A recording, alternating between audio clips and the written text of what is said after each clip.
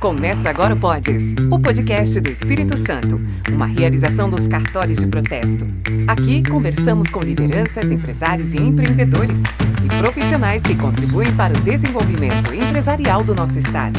Eu sou o Rubem Rochel e vamos juntos nesse bate-papo.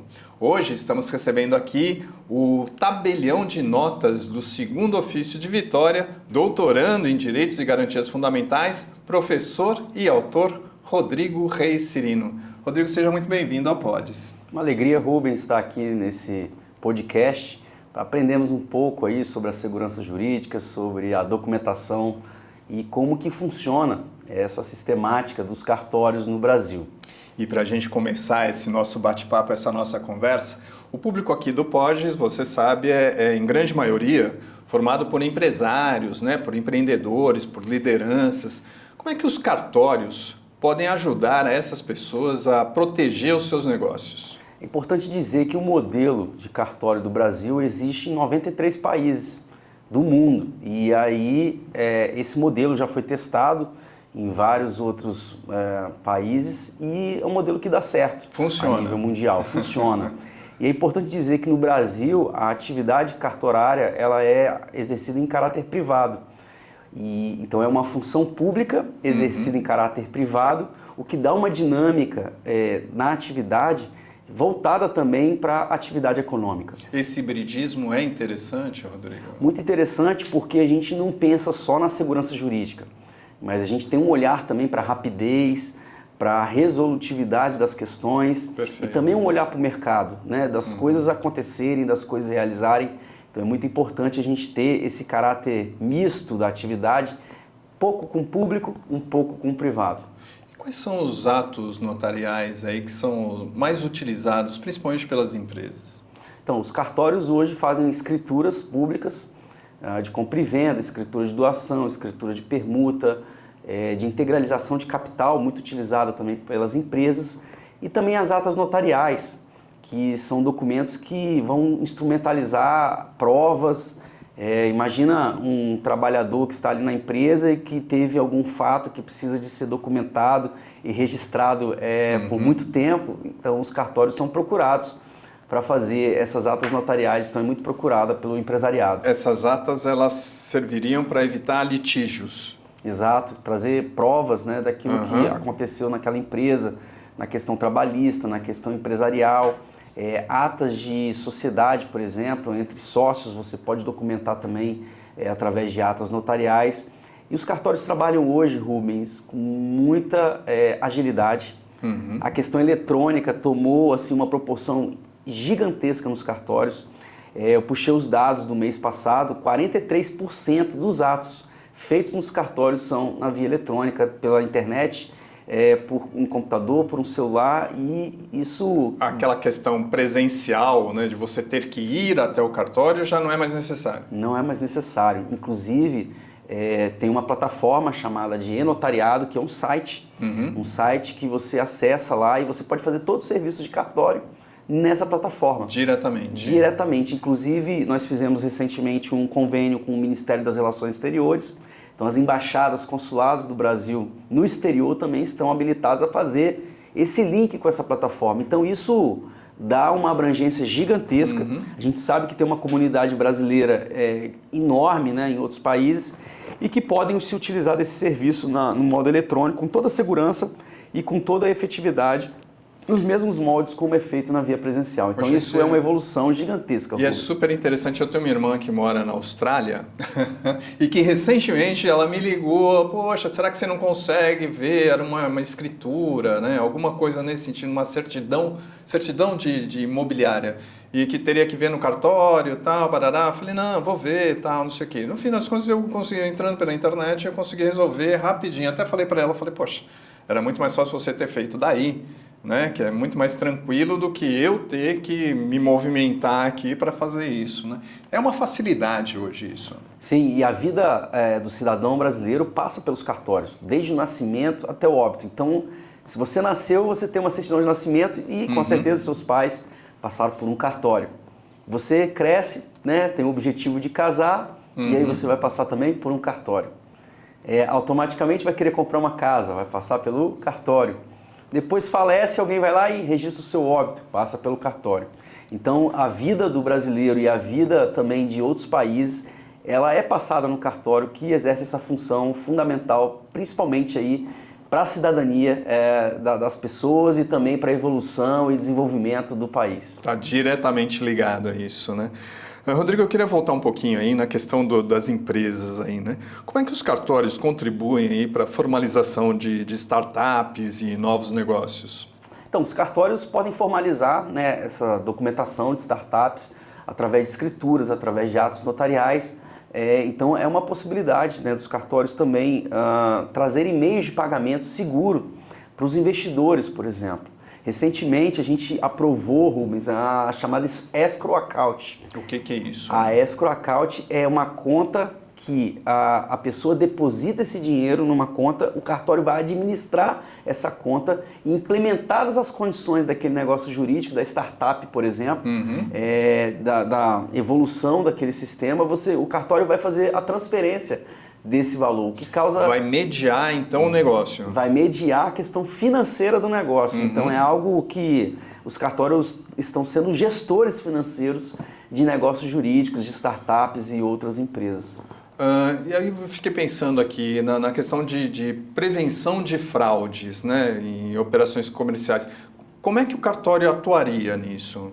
Então, os cartórios, nós temos um provimento, que é uma normativa nacional do Conselho Nacional de Justiça, que é o provimento 88, que traz que os cartórios são agentes de combate à lavagem de dinheiro e combate ao terrorismo. Então, todas as operações que passam no cartório, elas são formalizadas e são informadas a um órgão federal chamado COAF, que analisa, né, faz um filtro das informações, faz um cruzamento daquelas informações e investigações também para saber se tem lavagem de dinheiro, se tem corrupção.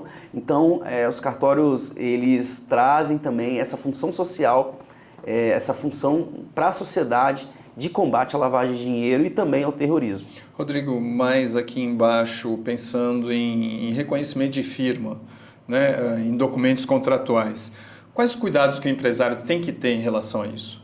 Então, uma assinatura em um contrato pode refletir uma operação de milhões. Exato. Recentemente mesmo, a gente fez uma escritura de 79 milhões, Uau. Onde tinha um contrato, né, com esse mesmo valor, com o reconhecimento de firma. E o reconhecimento de firma nada mais é do que reconhecer a assinatura. É o cartório atestar que aquela assinatura é realmente daquelas pessoas. Porque a gente sabe que uma assinatura física, ela pode ser falsificada. E aí no modo eletrônico também a gente tem possibilidade de falsificação, de fraudes.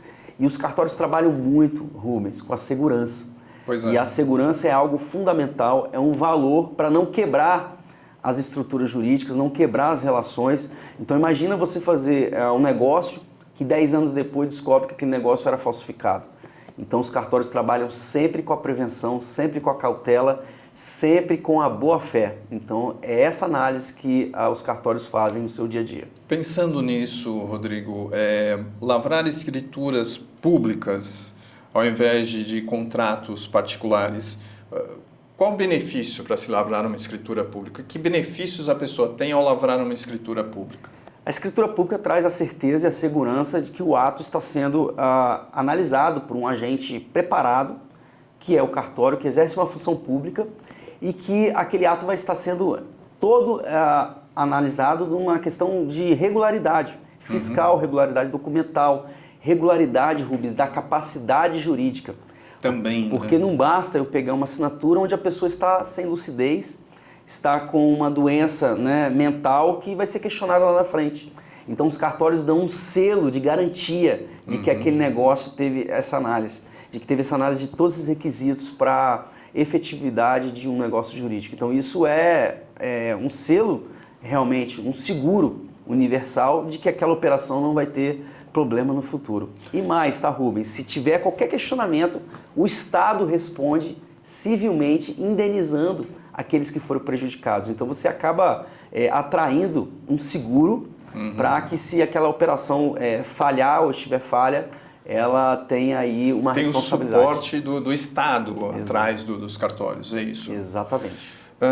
Eu queria te perguntar, Rodrigo, assim, a gente tem uma visão, né, uma visão do cartório como aquele mecanismo burocrático, mas parece que isso já se inverteu e muito, né? Como é que os cartórios ajudam, na verdade, a reduzir a burocracia? Os cartórios estão num projeto de implementação de ISO 9001.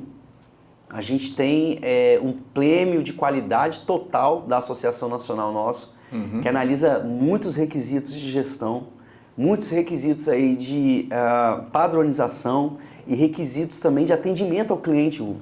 Porque o cliente, ele é aquele que o cartório tem que atender bem todo dia. Então, diariamente a gente tem medição de tempo de atendimento, de senhas. Então, os cartórios do passado, eles não existem mais. Porque eles estão sendo cobrados cada vez mais pelo Conselho Nacional de Justiça, que é um Aquela órgão... história, aquele monte de papel, de livro e tal, isso não acabou. 43% está já no meio eletrônico. Não acabou 100% porque muitas pessoas ainda preferem o meio físico. Então, a gente não tem como extinguir, eliminar 100% o meio físico, que também importante, principalmente para a população mais idosa, que ainda está acostumada naquele meio físico realmente e não no digital. Então é importante continuarmos ainda um pouco com o meio físico. Pensando aí no auxílio, até a gente já teve algumas outras conversas aqui sobre cartórios e muita gente falou de desjudicialização. Né, o auxílio que o cartório presta na desjudicialização. Como é que isso funciona também em relação às empresas? Então, a desjudicialização é algo importantíssimo para o país. O que é esse fenômeno da desjudicialização? É importante falar para o ouvinte que é o fenômeno de alguns processos, alguns procedimentos, você trazer simplificação e você trazer para o âmbito dos cartórios. Os cartórios fazem parte do chamado Sistema Multiportas de Justiça.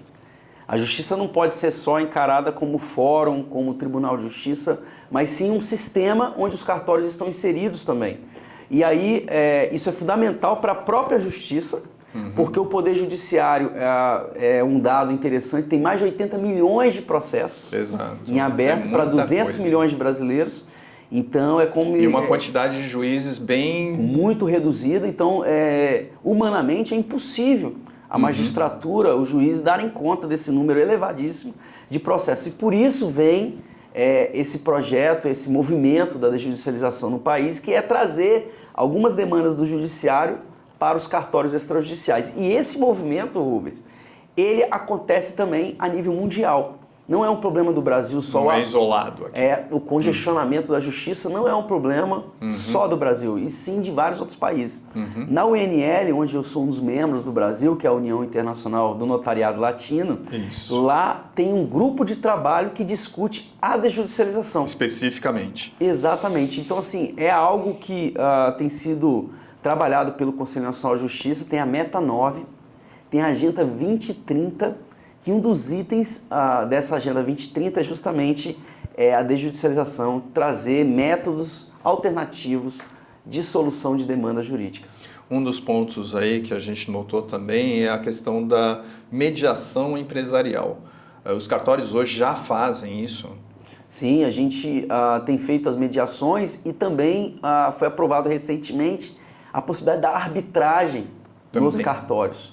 Então, como é que funcionaria isso? A arbitragem, em um contrato, você estabelece lá uma cláusula compromissória, estabelecendo que, se tiver um litígio dentro daquele contrato, a escolha das partes é que aquele litígio não vá para o Poder Judiciário, ele vá para arbitragem. Então, vai ter um árbitro que vai decidir aquela questão, Rubens. E os cartórios extrajudiciais hoje podem ser árbitros de questões aí patrimoniais, direitos disponíveis. Então isso é algo que é uma evolução, né? Que é um novo método, uma nova possibilidade, um novo caminho para as empresas também estabelecerem a arbitragem em suas questões. Isso já está à disposição da população em geral? Sim, foi aprovada uma lei, a gente teve o Marco Legal das Garantias, Sim. que foi um projeto, né, que trouxe uma mudança na legislação possibilitando que os cartórios também atuem na arbitragem. A gente vai falar de LGPD também aqui. Um pouquinho antes, eu queria saber, Rodrigo, a questão da fé pública do tabelião. Ela protege os empresários e de que forma? A fé pública é a presunção de verdade daquilo que é dito pelo cartório. E quais são essas presunções? Em várias cláusulas, em várias situações, em várias análises documentais, o cartório vai trazer certificações, vai trazer declarações de que aquelas questões foram verificadas e estão de acordo com a legislação. Por exemplo, a capacidade jurídica das partes. Por exemplo, você fazer um negócio jurídico com uma pessoa que tem mais de 90 anos, por mais que a pessoa tenha uma lucidez assim, exemplar, e esse ato pode ser questionado somente pela idade. E isso é até um preconceito, né? A gente poderia até... Hoje em dia, a questão do etarismo. O etarismo, né? Um preconceito em razão da idade, mas isso a gente sabe que na prática acontece. Sim. Né? E você trazendo essa questão do cartório, fazendo essa análise da capacidade jurídica, das faculdades mentais daquela pessoa que está assinando, isso traz um benefício gigantesco para a sociedade e também para a pacificação social daquelas demandas. Rodrigo, dá para dizer que os cartórios hoje aqui no Brasil são eficientes? E quais dados você traria para justificar isso? Eu vou trazer um dado aqui, nós temos 8.242 cartórios de notas no Brasil. Primeira coisa, a gente traz uma acessibilidade para a população gigantesca. Em muitos rincões do país, distritos do país, não tem uma delegacia. Mas tem um cartório. Não tem uma defensoria, não tem um poder judiciário, mas tem um cartório. Por conta dessa logística e desse padrão privado. Então, que facilita, né, você ter um cartório em cada distrito, você não precisa de orçamento público.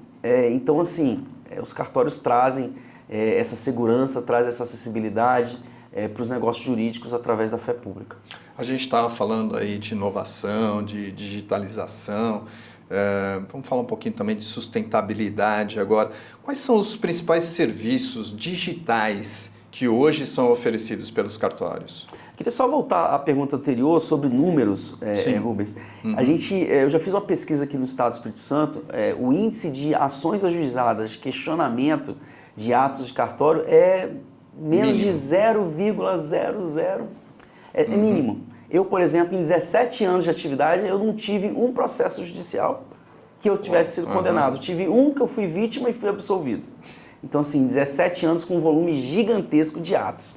Dentro da sustentabilidade dos cartórios, a gente pode dizer que isso tem sido uma bandeira. A gente tem aí a questão isso do meio é eletrônico. geral, Rodrigo? É só com você ou isso é geral nos cartórios? Isso é geral. A gente tem tido políticas aí das associações nacionais de campanhas socioambientais, de participação não só na questão ambiental, mas na questão social também, de vários projetos que os cartórios têm abraçado, né, juntamente com a Associação Nacional. Inclusive, Rubem, é importante dizer de projetos de inclusão também nos cartórios. De que forma, Rodrigo? De inclusão de pessoas, você ter igualdade de gênero nos cartórios, né, você incentivar, né, você ter homens e mulheres trabalhando, negros. Então a gente tem essa política também nos cartórios sendo trabalhada a nível nacional. Então isso é importante para você trazer legitimidade aí a essa atividade pública tão importante para o país. Inclusive, ela é desde a época do descobrimento. Então a gente tem de Pero Vaz de Caminha uma carta que traz a importância, né, dos registros e dos cartórios no país. Eu queria voltar então ali na minha pergunta ali dos serviços digitais. O que hoje os cartórios oferecem de melhor aí para quem está em casa para resolver seu problema com o cartório? O que os cartórios fizeram, Rubens? A gente centralizou todos os serviços e todos os cartórios numa plataforma eletrônica.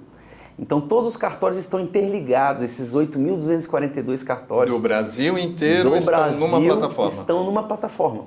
Então, você pode acessar lá a CESEC, que é a Central Eletrônica de Serviços Compartilhados, ou e-notariado, que você vai poder fazer todos os serviços e ter acesso também a essas informações. E não só no Brasil, tá? Eu estou trazendo um dado de 8.242 cartórios no Brasil, mas a gente também tem convênio com os consulados e embaixadas. Perfeito. Que trazem também um raio mundial, né, da população brasileira que reside no exterior. Então isso traz assim, uma facilidade para o usuário de você pedir o serviço da sua própria casa ou do seu próprio escritório. Então isso é algo que traz uma facilidade, uma flexibilidade, e os cartórios trabalham muito com essa questão hoje de realmente dar dinâmica no serviço. Escrituras, reconhecimento de firma, tudo pode ser feito por essa plataforma? Sim, eu fiz uma videoconferência há um ano atrás de uma pessoa que estava na Austrália. E eu confesso, Rubens, que ela não acreditou que estava tendo aquela facilidade toda. É possível fazer esse reconhecimento por videoconferência? Sim, de assinar uma escritura por videoconferência da Austrália, com a mesma validade se ela estivesse aqui em Vitória. Então, assim, isso é algo inimaginável em tempos remotos, mas... Pois é, que era necessária a presença, né, física da pessoa ali na sua frente, para você olhar no olho dela e vê-la assinando. Né? Isso não é mais necessário. Não é necessário mais.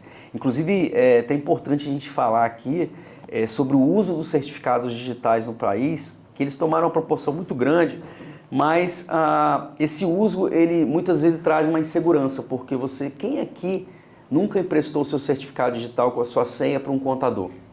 Exato. Então, os cartórios não trabalham com fragilidade nem com insegurança. Então, por isso, foi criada essa plataforma e a necessidade obrigatória de gravar fazer uma videoconferência gravada daquela manifestação de vontade para que todos tenham acesso, né, caso precisem, para dizer e ver que realmente aquele ato foi com a manifestação de vontade, não algo burlado ou algo só com uma utilização equivocada de uma senha. No outro viés aí, proteção de dados, isso é uma questão essencial, né? Como é que os cartórios estão se adaptando exatamente à LGPD, né? A Lei Geral de Proteção de Dados? Então, a Lei 13.709, que é a Lei Geral de Proteção de Dados, trouxe um avanço gigante também para a atividade notarial, porque dados sensíveis, dados da intimidade da pessoa que praticou um ato no cartório, eles serão protegidos. E mais, a plataforma eletrônica nossa tem uma tecnologia, Rubens, que é do blockchain.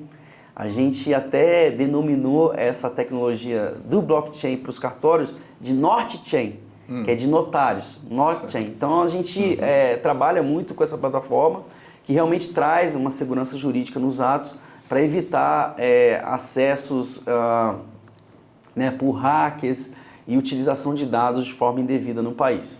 E tem outras inovações aí que estão chegando nos cartórios? Sim, a inteligência artificial é algo que já está rodando no dia a dia dos cartórios. Então, na plataforma eletrônica do e-notariado já tem essa tecnologia da inteligência artificial para facilitar, dando relatórios para os cartórios, dando relatório para as partes. Inclusive, tem um projeto sendo trabalhado, Visual Law e Legal Design, que é algo interessantíssimo. Como é que vai funcionar isso? Que é um resumo do ato.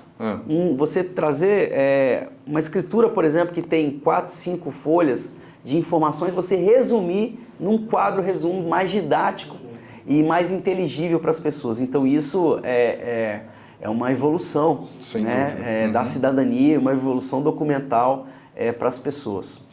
Queria voltar só um pouquinho lá na questão da sustentabilidade que a gente estava falando.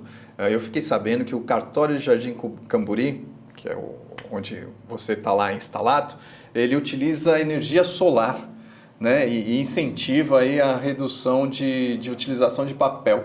Como é que é isso? Como é que isso impacta também na questão da sustentabilidade? A sustentabilidade tem sido um tema corrente do país e do mundo. Nós vamos ter a COP30 agora, né, em Belém, na cidade de Belém, no Pará, e muitas questões climáticas aí também envolvidas nessa questão ambiental. Então eu acho que é o mínimo, né, o cartório fazer também o seu papel. E lá no cartório de Jardim Camburi a gente tem energia solar, e não só a questão ambiental, mas também traz questões econômicas, financeiras de redução de custo. Então não há porquê, né, você não adotar essa questão ambiental, que traz também benefícios diretos para o próprio cartório. Essa questão de redução de papel, por exemplo, na questão eletrônica. Então a gente está sempre incentivando Rubem, a questão eletrônica também da prática dos atos. A gente estava falando lá no começo a questão do modelo de cartório aqui do Brasil. Esse modelo ele existe em outros países também? É igual? Como é que funciona isso? O modelo igual do Brasil está em 93 países. E a gente tem a União Internacional do Notariado Latino, que é uma organização mundial que reúne esses países 2 vezes por ano. E você é o representante, vamos deixar claro, você é o representante aqui no Brasil da UINL, né? Sim, eu sou um dos 4 membros do Brasil. Nós temos um membro do Rio Grande do Sul, um de São Paulo, Rio de Janeiro e eu aqui do Espírito Santo. A gente tem 2 reuniões ao ano em países diferentes. Esse ano tivemos no Senegal e também na Alemanha, em Berlim. Você teve onde você teve recentemente, né? Exato, tive agora em outubro, né, na cidade de Berlim, para discutir todas essas questões, e lá a gente debate aí questões do direito comparado, o que tem lá na Alemanha que pode ser aplicado aqui no Brasil, o que tem no Brasil que pode ser aplicado lá. Então é algo bem interessante. A China, o Japão, né, o mundo asiático também está dentre esses países que adotam o mesmo modelo do Brasil. Quais as vantagens que a gente tem aí? Não vamos falar dos nossos pecados, vamos falar das nossas vantagens aí. Por incrível que pareça, Rubens, a gente é muito evoluído na questão eletrônica dos cartórios. Junto com o Japão, China, Estônia, Espanha, México e Brasil. Estamos entre os 6 mais evoluídos na questão eletrônica. E aí você pode estar se perguntando, mas tem países muito evoluídos também, por que eles não estão tão nesse rol dos 6, Rodrigo? Rodrigo? Aqueles lá do primeiro mundo, lá como a Alemanha, por exemplo. Dinamarca. Sabe por quê? Porque a Alemanha, o alemão e alguns outros países, eles entendem que se tiver 0,01% de dúvidas sobre a questão eletrônica, vamos adotar a forma presencial.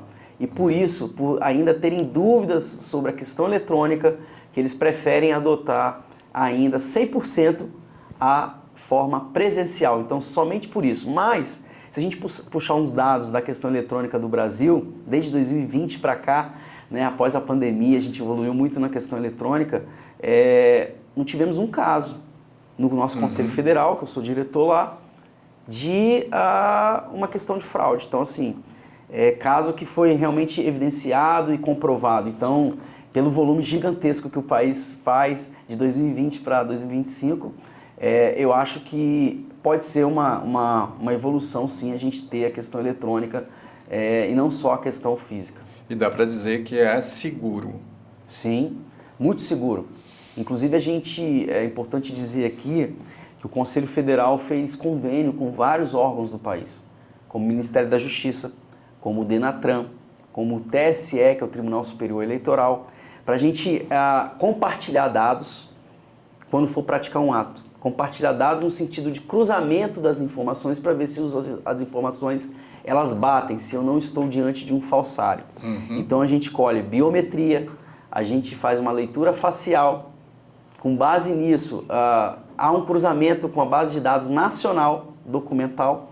Então isso gera um percentual de acerto na própria plataforma.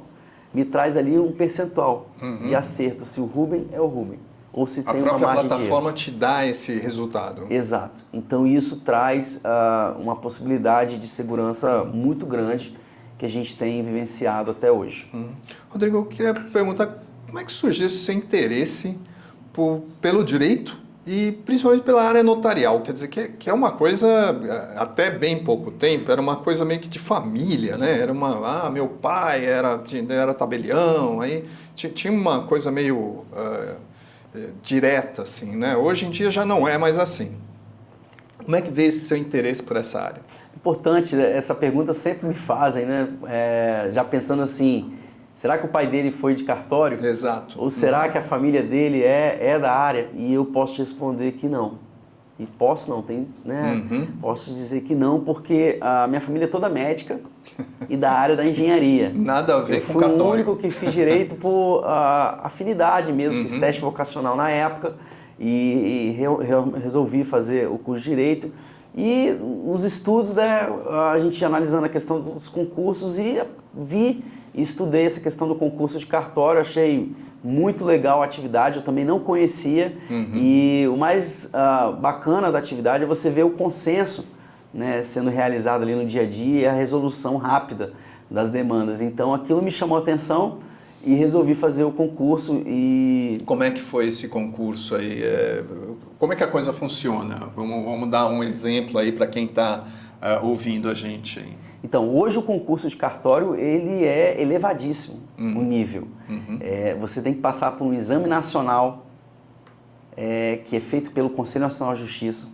Então, é um exame... São etapas. Nacional, não uma etapa só, é uma prova objetiva que você faz e você vai ser habilitado para fazer o concurso de cartório.